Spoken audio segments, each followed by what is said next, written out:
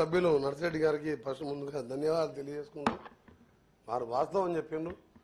సభలోనే కాదు, అటు సెక్రటరియట్ పోయినా ఎక్కడ పోయినా ప్రజావాణి కార్యక్రమం కానీ మీ సెక్రటరియట్ పోవాలంటే మా ఛాంబర్ పోవాలంటే అర్ధగంట పడుతుంది. అన్ని వేల మంది ఆ సెక్రటరియట్ చూస్తే ఇప్పుడు మనకు తెలంగాణ వచ్చింది, స్వతంత్రం వచ్చినట్టు అనిపిస్తుంది తెలంగాణకు. ఇక్కడ సభలో కూడా అక్కడ కూడా ప్రజా సమస్యలు అన్ని మిగిలిపోయాయి. 10 ఏళ్ళలో ఒక్క సమస్య కూడా పరిష్కారం కాలే. ఒక ఇల్లు కాలే, ఒక రేషన్ కార్డు ఇవ్వలే, ఏమీ లే. ఆ పిటిషన్ తీస్తానికి మినిస్టరు అందరు మినిస్టర్ పేషీలలో కూడా మీరు 1000-2000 మంది చూస్తారు. నేను నర్సిరెడ్డి గారికి సమాధానం చెప్తున్నా, మీకు కూడా తెలుసుకోండి, కొంచెం చూడండి. మీరు వచ్చినా పనిచేసి పెడతాం అని గతంలో పార్లమెంట్ సభ్యులు 3 సార్లు సెక్రటరియట్ పాస్ అడితే నాకు ఇవ్వలే. అంతకుముందు 5 ఏళ్ళుగా ఎమ్మెల్యేగా టీఆర్ఎస్ మొదటి సంవత్సరం అడిగితే పాస్ చేయలే. ముఖ్యమంత్రి గారు 10 ఏళ్ళలో అపాయింట్మెంట్ 100 మెయిల్ పెట్టినా, నా దగ్గర కాపీలు ఉన్నాయి. నో అపాయింట్మెంట్ అన్నారు. ఇప్పుడు అపాయింట్మెంట్ లేకుండా ముఖ్యమంత్రి గారిని కూడా కలవచ్చు, మంత్రులను కలుస్తున్నారు. అందుకే ధన్యవాదాలు నర్సిరెడ్డి గారికి. మేము తప్పకుండా మీరు చెప్పిన సమస్యల మీద మన ఊరు పడిపోయి కాదు, 10 సంవత్సరాలుగా 6400 గవర్నమెంట్ స్కూల్ మూతపడి విద్యా వ్యవస్థ మొత్తం కుప్పకూలిపోయి స్కూళ్ళ నుంచి మొదలు పెడితే యూనివర్సిటీల వరకు పట్టించుకునే నాదుడే లేడు. అసలు 70,000 మంది టీచర్లు రిటైర్ అయితే ఒక్క డిఎస్సి నోటిఫికేషన్ లేని రాష్ట్రం ఏదన్నా ఉందంటే అది తెలంగాణని.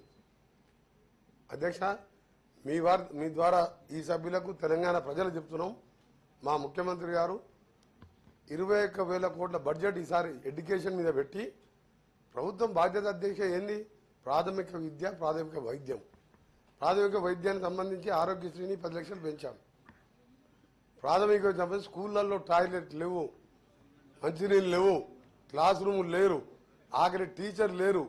ఇవన్నీ చూసిన తర్వాత టీచర్లు స్టూడెంట్స్ లేక అప్పులు చేసి తల్లిదండ్రులు, ఇవన్నీ వాస్తవాలు. మీరు పోయి ఊళ్ళల్లో అడగండి. నేను అడిగిన పిల్లల్ని ప్రైవేట్ స్కూళ్ళలో ఉపవాసం ఉండి ప్రైవేట్ స్కూళ్ళలో చదివిస్తున్నారు. ఈ పరిస్థితులలో మొదటిసారి 10% విద్యారంగానికి బడ్జెట్ పెట్టిన ఏకైక రాష్ట్రం మీరు మొదలు పెడుతున్నాం. గవర్నమెంట్ స్కూళ్ళను పటిష్టంగా చేసి త్వరలో టీచర్ ఖాళీలు భర్తీ చేసుకుంటూ మళ్ళా ప్రభుత్వ పరంగానే చేయాలని, దాంతోపాటు ప్రతి మండలంలో ఒక తెలంగాణ పబ్లిక్ స్కూల్ కట్టాలని 500 కోట్ల రూపాయలు 500 కోట్లు పబ్లిక్ స్కూళ్ల కోసం 500 కోట్లు బడ్జెట్లో కేటాయించాం. రెండవది అధ్యక్ష, వీళ్ళు గురుకుల స్కూల్ పెట్టిను 500-1000 మంది. నేను చాలా స్కూళ్ళకు పోయినాను పార్లమెంట్ సభ్యునిగా. ఒక రూమ్లో 25 మంది 30 మంది, ఒకటే బాత్రూమ్. అది దానికి కూడా పర్మనెంట్ బిల్డింగ్స్ కట్టాలి. ప్రతి మండల కాన్స్టిట్యూన్సీ హెడ్ క్వార్టర్లో మల్టీపర్పస్ హాస్టల్ కాంప్లెక్స్ కట్టుకుంటూ బీసీ కానీ, ఎస్సీ కానీ, ఎస్టీ కానీ, మైనార్టీ కట్టాలని ప్రభుత్వం ఒక ప్లానింగ్తోని వచ్చిన 70 రోజుల్లోనే ఇంకా చాలా చేసుకుంటూ ఇలాంటి కార్యక్రమాలు చేస్తున్నాం.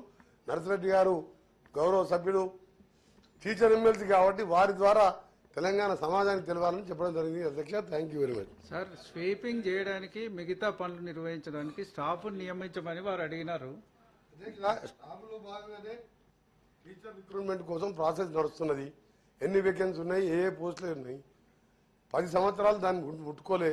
రిటైర్ అయిన వాళ్ళు 60,000 మంది ఉన్నారు. అది అక్కడి నుంచి స్టార్ట్ అయింది అధ్యక్ష. నిన్న కూడా కానిస్టేబుల్ సెలక్షన్ అయిపోయింది. ఇవాళ మధ్యాహ్నం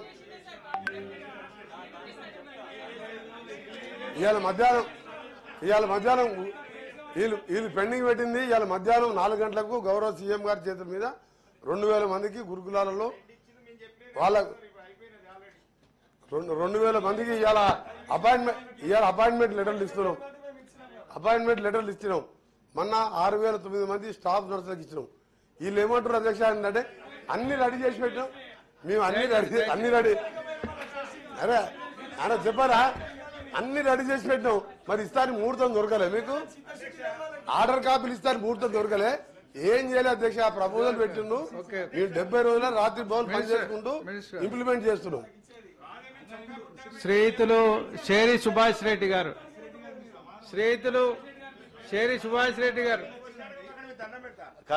మన ఊరు మనబడి షేరి సుభాష్ రెడ్డి గారు